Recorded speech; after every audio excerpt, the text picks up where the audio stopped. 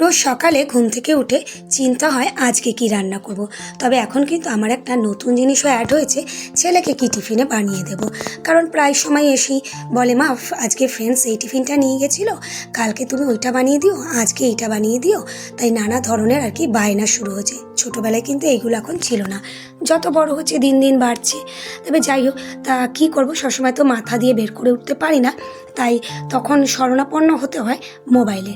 তাই কিছুটা মোবাইল থেকে আর কিছুটা আমি আমার মাথা থেকে বের করে নিয়ে ওই তাপ্তি মেরে ধার করে আর কি গোজামিল দিয়ে কখনো কখনো কিছু রেসিপি আর কি বানিয়ে দিই। তাই আজকে বানিয়ে দিয়েছিলাম একটু সিঙাড়া। যদিও খুব একটা দেখতে ভালো হয়নি সিঙাড়াটা, তবে জানি না খেতে কেমন হয়েছে।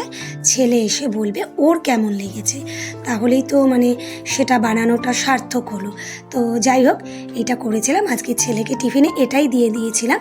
তো দেখা যাক ছেলে খেয়ে কি বলে।